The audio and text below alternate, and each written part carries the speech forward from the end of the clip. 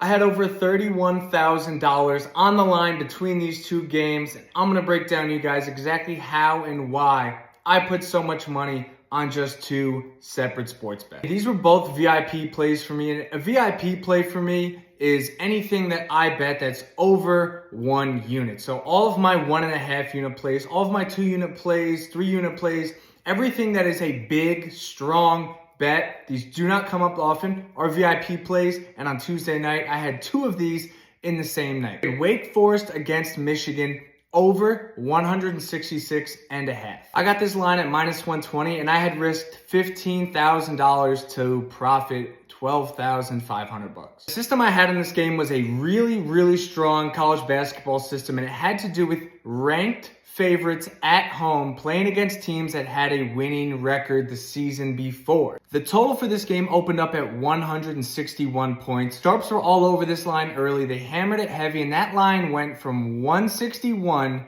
to a consensus of 167. I even saw some books have 168, 168.5. I technically found about a point and a half of value on this line. But the system I had on this game was hitting at over 69%, just over 69%. So I had a ton of expected value on this play. This was a really strong system. I'd made a lot of money on this system last year in college basketball. So I bet to win 1.5 units, and it was a great win for my client tonight. On the same night now in college football, Ohio played Western Michigan. This is a game where only professional sports bettors would get excited about this type of game. Unless you're a full degenerate, your average sports bettor doesn't care, or your average college football fan doesn't care about these teams, but I do. And as you can see for this football game, the total opened up at 48. I bought the half point to 48.5, and this line closed around 47.5, 47. I saw a couple books had 46.5 right before kickoff. So I found about a point and a half of value again. Do not underestimate the aspect of finding value in sports betting. It is extremely imperative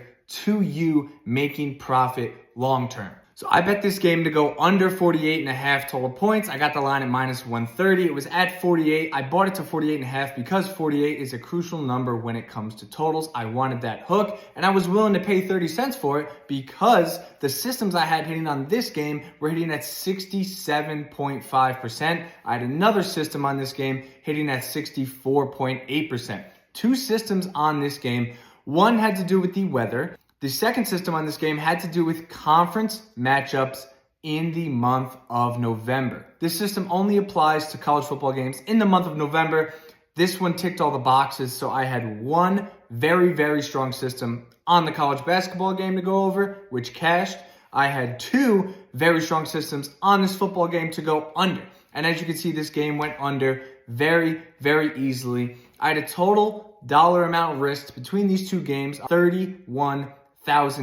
And I had a total profit of just over $24,000 just between these 2 games. These were 2 very big bets for me, and it's important as a sports bettor to bet more on games that you have more expected value on. The systems I had in these games were very strong, so I bet to win 1.5 units on each play, and they both came through for us. When people talk about 5 unit plays or 10 unit plays, they're mostly just full of shit, because a 1.5 unit or a 2 unit play or a 3 unit play is very big. Those are my strongest plays. I will never bet more than 5 units of my bankroll on one play, and neither should you. So with both of these VIP plays cashing on Tuesday night, that brings our VIP play record to 356 wins and 136 losses. That's good for over 72% since 2023. January 2023 is when we started tracking VIP plays, and we've been crushing them since then. We are 33-11 in our last 44 VIP plays. I'm looking forward to having some more of these strong,